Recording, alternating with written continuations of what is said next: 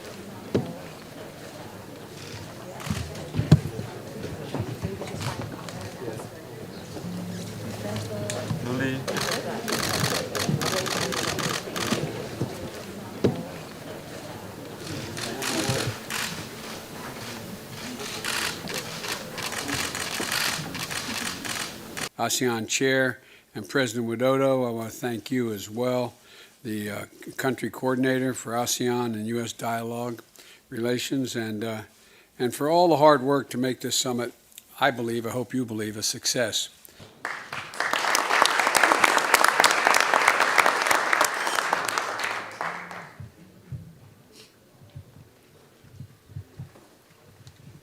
Yang mulia para pemimpin ASEAN, para CEOs, terima kasih kepada Sekretaris Perdagangan Amerika Serikat, Ibu Sekretaris Gina Raimondo, dan juga Duta Besar Ted Osius dari US ASEAN Business Council atas penyelenggaraan pertemuan yang sangat penting pada hari ini. Sebagai negara koordinator, saya bangga menyampaikan bahwa ASEAN telah sukses membangun kawasan dengan pertumbuhan ekonomi yang stabil dan damai. PDB ASEAN kini telah mencapai 3,3 triliun US dollar. Namun, ASEAN harus bekerja keras untuk lebih bisa menikmati rantai nilai global agar mampu menaiki tangga kemajuan. Sebagai Presiden G20, Indonesia juga ingin memastikan agar G20 dapat bekerja sebagai katalisator pemulihan ekonomi global, terutama bagi kemajuan negara-negara berkembang. Semua ini membutuhkan kemitraan yang erat antara pemerintah dengan komunitas bisnis. Dan saya berharap para CEO perusahaan-perusahaan besar Amerika dapat membangun kerjasama yang konkret di G20 dan kerjasama dengan ASEAN, khususnya dengan Indonesia. Hadirin yang saya hormati, dengan populasi 270 juta orang yang mayoritas usia produktif, Indonesia terus melakukan terobosan dan inovasi untuk bisa naik kelas. Dengan wilayah yang luas, kekayaan alam yang berlimpah, Indonesia sangat kaya dalam penyediaan bahan baku industri serta penyediaan energi hijau. Sebagai salah satu negara penghasil biji nikel terbesar di dunia, Indonesia berkembang pesat dalam industri besi dan baja. Dan saat ini Indonesia menjadi negara penghasil besi baja stainless terbesar nomor 2 di dunia. Transformasi ini akan diikuti dengan barang-barang tambang seperti tembaga dan bauksit untuk aluminium yang akan menjadi tulang punggung industri energi baru dan terbarukan termasuk baterai litium dan mobil listrik. Selain itu, Indonesia juga sangat kaya dengan potensi energi hijau. Pembangkit listrik tenaga hidro sangat potensial, ada 4.400 sungai di Indonesia, juga pembangkit listrik tenaga surya, juga pembangkit listrik tenaga geotermal yang sangat melimpah, ada potensi 29.000 megawatt untuk geotermal. Kami memastikan bahwa produksi barang penting akan dihasilkan dari pembangkit listrik yang ramah lingkungan. Dan kami mengundang para pelaku bisnis Amerika untuk investasi di Indonesia.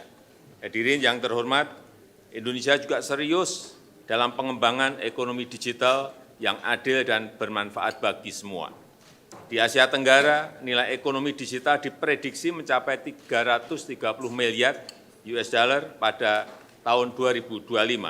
Dan di Indonesia sendiri, ekonomi digital diproyeksikan tumbuh 20% per tahun, mencapai 146 miliar dolar pada tahun 2025. Saat ini Indonesia memiliki 2.346 startup, terbanyak kelima di dunia dengan 2 dekakorns dan 8 unicorn. Saya sangat mengharapkan kontribusi pebisnis Amerika dalam pengembangan infrastruktur digital, memfasilitasi digital capacity building, serta mendukung kami masuk ke global value chain melalui digitalisasi. Yang mulia para menteri, yang mulia para pemimpin ASEAN dan para CEO, saya berharap pertemuan ini menjadi momentum kehadiran kembali Amerika Serikat di kawasan melalui perusahaan-perusahaannya dengan kerjasama yang saling menguntungkan. Kami tunggu Bapak Ibu di ASEAN, khususnya di Indonesia. Terima kasih.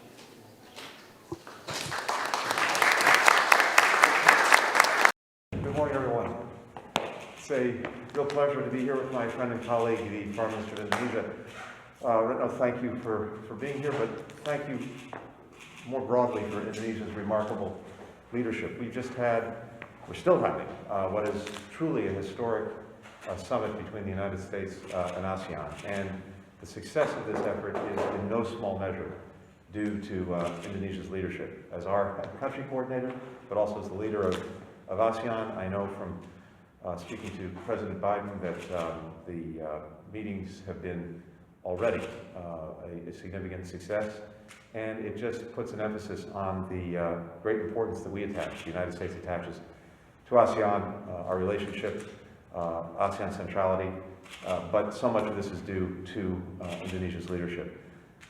We're working together across the board to advance a shared vision of a free and open Indo-Pacific region. We're working to strengthen economic ties among countries in the region. We're working together to deal with global challenges like COVID-19. Just yesterday at the summit that the President is also convening, I had the opportunity to do a session with your health minister about how we can strengthen the global health security system for the future. So here again, Indonesia is playing a leadership role. We have a lot to talk about, including the situation in Myanmar and other occupations, but I think most important is that what I've seen over the last year and a half is a increasingly strong relationship, partnership between our countries, for which the United States is truly appreciative. So welcome, it's great to have you. Well, thank you very much, Secretary Blinken. Thank you very much, Tony. It's very good. I feel so glad to be back to DC again, and this time is for the ASEAN-US Summit. And I'm also very glad that we are able to have separately a bilateral meeting to discuss various issues of bilateral relation as well as regional and global issues. US and Indonesia are strategic partners. With this strategic partnership, I'm very glad to see intensified communication and cooperation between our two countries. And we should use this strategic partnership also to contribute to the peace, stability, and prosperity in the Indo-Pacific. So I also hope to see synergy between the Indo-Pacific Economic Framework with implementation of cooperation under the ASEAN Outlook on the Indo-Pacific. On the global issue, I would like to reiterate the very consistent of the principle of Indonesia on the importance of respecting territorial integrity and sovereignty of a country to another country. So this principle is upheld by Indonesia very consistently. Our hope is to see the war in Ukraine stop as soon as possible, and we give the peaceful resolution of a conflict a chance to succeed. Because we know that if the war continues, all of us will suffer. And finally, looking forward to welcoming you on the Foreign Ministers meeting of the G20 in July 2022 in Bali. So once again, thank you very much. Thank you very much, everyone. Thank you. Come on.